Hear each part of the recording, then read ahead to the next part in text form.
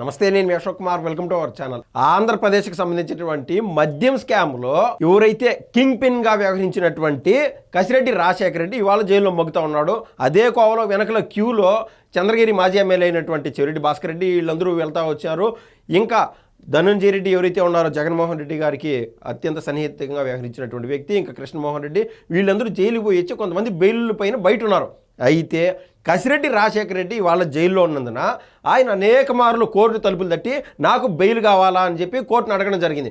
కానీ పూర్తి స్థాయిలో కోర్టు వారు ధిక్కరిస్తూనే ఉన్నారు. ఏంటంటే పూర్తిగా దోషిగా తేల్చకముందు నిందితుడిగా ఉన్నటువంటి ఈ క్రమంలో ఇన్ని రోజులు విచారణ ఎలా చేస్తారు అంటే విచారణ లేట్ అవుతుంది కాబట్టి ఈలోపు అన్ని రోజులు జైల్లో పెట్టడం అనేది ఆస్పెర్లా తప్పు అని చెప్పి పొన్నవాళ్ళ సుధాకర్ రెడ్డి ఎవరైతే ఉన్నారో జగన్మోహన్ రెడ్డి గారికి అత్యంత అన్యాయుడు, ఆయనకు సంబంధించినటువంటి లీగల్ ఎక్స్పర్ట్, ఆయన కోర్టులో వాదించడం జరిగింది. ఆయనకు ధీటుగా ఎందుకు కసిరెడ్డి రాజశేఖర రెడ్డి జైల్లోనే ఉండాలా, బయటికి ఎందుకు రాకూడదు, ఎందుకు బెయిల్ ఇవ్వకూడదు అని చెప్పి సిద్ధార్థ లూత్రా గారు ఎవరైతే ఉన్నారో ప్రభుత్వం తరపున ఉన్నటువంటి న్యాయవాది, ఆయన కూడా కోర్టులో వాదించడం, అందుకు పూర్తిగా జడ్జి సిద్ధార్థ లూత్రా చెప్పినటువంటి వాదనలు వినడం జరిగింది. అందులో భాగంగా ప్రభుత్వం తరపున న్యాయవాది అంటూ అక్కడ గెలిచాడు.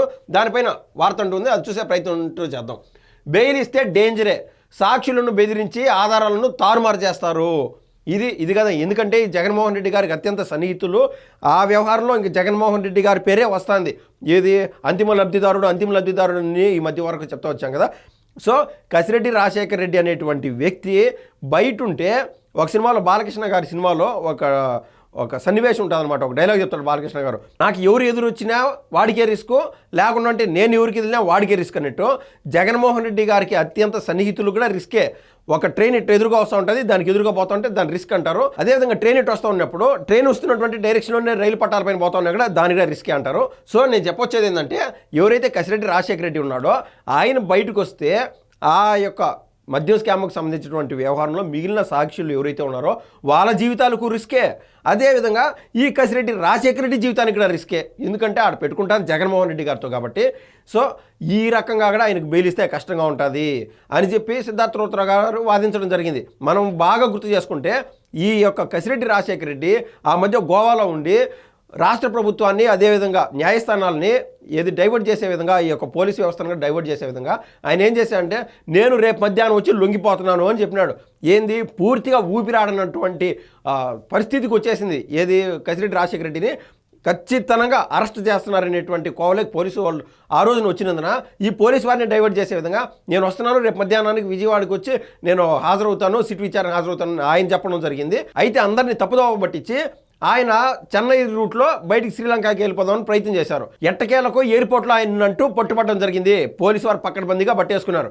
ఇప్పుడు ఆయన కన్నా బెయిల్ ఇస్తే ఇటువంటి సీన్లు ఎందుకు రిపీట్ కావనేది ఖచ్చితంగా కోర్టు వారు ఆలోచన చేస్తున్నారు.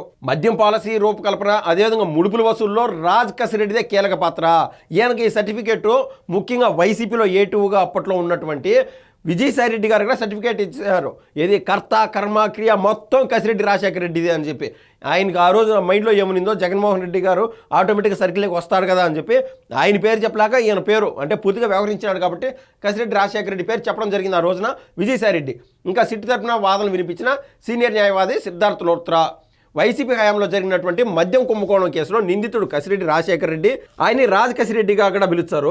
బెయిల్ మంజూరు చేస్తే సాక్షులను బెదిరించి ఆధారాలను తారుమారు చేసే ప్రమాదం ఉందని సిట్ తరపున సీనియర్ న్యాయవాది సిద్ధార్థ లూత్రా బుధవారం హైకోర్టుకు నివేదించారు. మద్యం పాలసీ రూపకల్పన నుంచి సరఫరా కంపెనీల వద్ద ముడుపులు చేరే వరకు కసిరెడ్డిది కీలక పాత్ర ఉండాలని చెప్పి ఆయన అయితే సిట్ తరపున న్యాయవాది అయినటువంటి సిద్ధార్థ లూత్రా గారు కోర్టుకు అయితే వివరించడం జరిగింది. ఇంకా మద్యం పాలసీ రూపకల్పన, ఇంకా సరఫరా కంపెనీల వద్ద ముడుపులు చేరే వరకు కసిరెడ్డి కీలకంగా వ్యవహరించారు.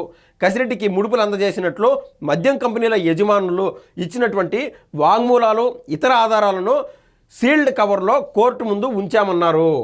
ఇంకా మనకు తెలుసు కదా, జగన్మోహన్ రెడ్డి గారు, కసిరెడ్డి రాజశేఖర రెడ్డి, అదేవిధంగా ఈ చెవిరెడ్డి భాస్కర్ రెడ్డి, ఈ టీం అంతా పెట్టుకొని ఎవరికైతే కేవలం కొన్ని డిస్టిలరీస్ మాత్రమే ఈ ఆంధ్ర రాష్ట్రంలో ఉండాలా, బ్రాండెడ్ కంపెనీస్ ఏవైతే ఉన్నాయో వాటిని తరిమేసే విధంగా, అంటే భయపడే విధంగా భయభ్రాంతులు గురి చేసి బ్రాండెడ్ మద్యాన్నంతా బయటికి పంపించేసి వీళ్ళు సొంతంగా గోల్డ్ మెడలు, లేకుంటే సిల్వర్ మెడలు, లేకుంటే ప్రెసిడెంట్ మెడలు, లేకుంటే పవర్ స్టారు, అది పేర్లు చెప్పి బూమ్ బూమ్ అనేటువంటి పేర్లు చెప్పి అసలు ప్రపంచంలో ఏడో చూడనటువంటి బ్రాండ్లు ఆంధ్ర రాష్ట్రానికి తీసుకొచ్చి తీసుకొచ్చిన దానికి ఆ అడ్డమైన వేస్ట్ మద్యాన్ని తయారు చేసేటువంటి ఆ డిస్టిలరీ కంపెనీస్ ఏవైతే ఉన్నాయో వాళ్ళకి డబ్బులు వస్తున్నాయి ప్రజల నుంచి, ఎందుకంటే అక్కడ పోయి వాళ్ళు కొంటున్నారు కాబట్టి మద్యం.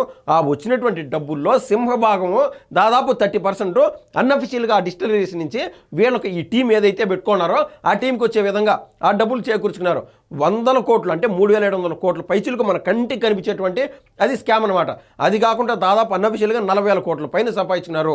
ఏ రకానంటే ఎక్కడైతే ఈ యొక్క మద్యానికి సంబంధించినటువంటి అవుట్లెట్స్ ఉంటాయో, అమ్మేటువంటి ఆ షాపులు ఉంటాయో వాళ్ళకి ప్రత్యేకంగా ఏది గవర్నమెంట్ తరఫున వాళ్ళు గవర్నమెంట్కి రెంట్లు కట్టాలి. ఆ రెంట్లు కట్టేదానికి అదొక పెద్ద స్కామ్. వీళ్ళకి సంబంధించినటువంటి వాళ్ళకి ఇవ్వడము, వాళ్ళు ఆ పాలసీలో భాగంగా ఆ రెంట్ గవర్నమెంట్కి తక్కువ కట్టే విధంగా చేసి అన్అఫిషియల్గా ఎక్కువ డబ్బులు ఈ యొక్క అనున్యాయులు ఎవరైతే ఉన్నారో ఆ టీంలో వాళ్ళు డబ్బులు దండుకున్నారు ఆ రోజున. అటువంటి వాటిలో వీళ్ళందరూ ఇన్వాల్వ్ అయి ఉన్నారు. ముడుపుల ద్వారా వచ్చినటువంటి సొమ్ముతో బంగారం, భూములు కొన్నట్టు తెలిపారు. సూట్ కేసు కంపెనీల ద్వారా సొమ్మును విదేశాలకు తరలించారని, పిటిషనర్ విదేశాలకు పారిపోతుండగా ఎయిర్పోర్ట్లో అరెస్ట్ చేశారని వివరించారు. కేసులో నిందితులుగా ఉన్న బేవరేజెస్ కార్పొరేషన్ అప్పటి ఎండి వాసుదేవ్ రెడ్డి, ప్రత్యేక అధికారి సత్యప్రసాద్ను అరెస్ట్ చేయకుండా ప్రత్యేకంగా చూస్తున్నామన్న కసిరెడ్డి వాదనలో అర్థం లేదని కోర్టుకు తెలిపారు. ఏంటంటే వాళ్ళంటే అప్రూవర్గా మారిపోయినారు, ఉండే విషయాలు ఓపెన్గా నిజాలు చెప్తున్నారు కాబట్టి ఆయనకు ఆ వెసులుబాటు దక్కింది. ఎవరు అప్పట్లో బేవరేజెస్ కార్పొరేషన్ చైర్మన్ ఉన్నటువంటి వాసుదేవ్ రెడ్డికి. ఇంకా అప్రూవర్గా మారుతామని అనుమతించాలని వారిద్దరూ కోరుతున్నట్టు చెప్పారు. అప్రూవర్గా మారుతామన్న వ్యక్తులతో పిటిషనర్ పోల్చుకోవడానికి వీల్లేదన్నారు. కేసులో ఇప్పటి వరకు చాలామందిని అరెస్ట్ చేశామని, వారు కానీ పిటిషనర్ కానీ అప్రూవర్గా మారుతామన్న లేదని చెప్పారు. నిండా మునిగి నాకు సలింది కానీ ఇంకా వీళ్ళు ఎట్టయితే అట్టయింది కసిరెడ్డి రాజశేఖర రెడ్డి అప్రూవర్గా మారిపోతే సరిపోతుంది. మారిపోయినా కూడా నిజాలు చెప్పేది కావాలి కదా. అప్రూవర్ అనేది కేవలం పేరుకి మాత్రమే ఉంటుంది, ఈ బెయిల్ దక్కించుకోవడానికి, బయట ఫ్రీగా తిరగడానికి. సో ఆ యొక్క ప్రయత్నం కూడా చేశారనమాట ఈ కసిరెడ్డి రాజశేఖర రెడ్డి. నిందితులను ఎలా ట్రీట్ చేయాలనేది దర్యాప్తు సంస్థ విచక్షణాధికారమని కసిరెడ్డి బెయిల్ పిటిషన్ను కొట్టివేయాలని కోరారు. ఆ విషయాలే చూడండి అంట. కసిరెడ్డి రాజశేఖర రెడ్డి తరఫున సీనియర్ న్యాయవాది అయినటువంటి పొన్నవాల సుధాకర్ రెడ్డి వాదనలు వినిపిస్తూ కేసు దర్యాప్తు సమీప కాలంలో పూర్తి కాదని, కాబట్టి ఆయనకి ఇమీడియట్గా బెయిల్ ఇవ్వాలని చెప్పి ఆయన కోరడం జరిగింది. దర్యాప్తు సంస్థ సీల్డ్ కవర్లో ఇచ్చిన వివరాలను ఆధారంగా చేసుకొని బెయిల్ను తిరస్కరించడం, మంజూరు చేయడం వంటివి చేయకూడదన్నారు. ప్రాథమిక ఆధారాలు ఉన్న కారణంగానే పిటిషనర్ను ఇప్పటి వరకు జ్యుడిషియల్ కస్టడీలో ఉంచారని, అదే కారణంతో బెయిల్ పిటిషన్ను తిరస్కరించడానికి వీల్లేదని చెప్పారు. సో లాలో ఉన్నటువంటి అన్ని లొసుగులు ఈయన పొన్నవాల సుధాకర్ రెడ్డి, జగన్మోహన్ రెడ్డి గారి ఆస్థాన లాయర్ ఎవరైతే ఉన్నారో ఆయన అంటూ వాదించడం జరిగింది. బెయిల్ పిటిషన్ విచారణ సందర్భంగా నిందితుడు విదేశాలకు పారిపోయే అవకాశం ఉందా, సాక్షులను ప్రభావితం చేస్తారా, ఆధారాలను ధ్వంసం చేసే అవకాశం ఉందా అనే విషయాన్ని మాత్రమే పరిశీలించాలని చెప్పినాడు. ఎంత క్లియర్ కట్గా చెప్పినాడు చూడు పొన్నవాల సుధాకర్ రెడ్డికి అనేటువంటి ఆ లాయర్ ఎవరైతే ఉన్నారో. ఎస్, బోర్గడ్డ అనిల్ అనే అతను పానిలేరనైనా వాళ్ళ అమ్మకు బాగాలేదు, ఇది బాగాలేదని చెప్పి కావాలని కోర్టులో పిటిషన్ వేసుకొని ఆ రకాన్ని చెప్పి బెయిల్ తీసుకొని పోయి తర్వాత రోజు సాయంత్రం వరకు కూడా రాలా. ఏది కోర్టు ఇచ్చినటువంటి సమయానికి ఆ కోర్టుకి ఆయన రెస్పెక్ట్ఫుల్గా చెప్పకుండా ఎక్కడ పోయినాడో ఆ రోజున అనేక టీంలు ఆయన గాలించడం మొదలుపెట్టింది. ఆయన ఎట్టకేలకు ఆయన కనుక్కుంటారని చెప్పి ఇంకా ఆయన పోయి మళ్ళీ ఆ యొక్క జైల్లో లొంగిపోయినాడు అనమాట. అది విషయం. సో ఎంత డబ్బులు సంపాదించినటువంటి ఇంకా కసిరెడ్డి రాజశేఖర రెడ్డి ఏ రేంజ్లో ప్లాన్లు ఉంటాయి తప్పించుకొని తిరగడానికి. ఈలోపు మనం చూసాం కదా వైసీపీలో ఎంతమంది, ఈవెన్ ఆ నెల్లూరుకు సంబంధించి మాజీ వైసీపీ ప్రెసిడెంట్ అయినటువంటి మాజీ మంత్రి కాకాని గోవర్ధన్ రెడ్డి కూడా 2 నెలలు ముప్పు తిప్పలు పెట్టాడనమాట పోలీసు వారిని. ఎక్కడ కనపడలా, ఒకరోజు కేరళ, ఒకరోజు తమిళనాడు తిరుగుతానే ఉన్నాడు.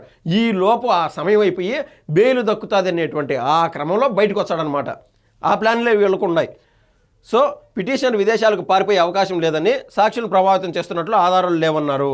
కేసులో అప్రూవర్లుగా మారుతామని చెబుతున్న నిందితులు వాసుదేవ్ రెడ్డి, సత్యప్రసాద్లను అరెస్టు చేస్తే ట్రయల్ ముగిసే వరకు వాళ్ళు జైల్లో ఉండాల్సిందేనని, ఈ కారణంతోనే అరెస్టు చేయడం లేదని చెప్పారు. కాగా బెయిల్ పిటిషన్పై ఇరుపక్షాల వాదనలు ముగిశాయి. దీంతో జస్టిస్ వెంకట జ్యోతిర్మయి మౌలికంగా వినిపించిన వాదనలను రాతపూర్వకంగా అందజేయాలని ఆదేశించారు. ఇతను బెయిల్ వస్తుందా లేదనేది ఇంకా ఖరారు చేయాల. మ్యాక్సిమం బెయిల్ ఇవ్వకూడదు అన్నట్టు జడ్జి గారు కూడా ఏదైతే ప్రభుత్వం తరపున న్యాయవాది అయినటువంటి సిద్ధార్థ రోత్రా గారు ఉన్నారో ఆయన వాదనకు ఏకీభవించినట్టుగా మనకైతే అర్థమవుతుంది. ధన్యవాదాలండి.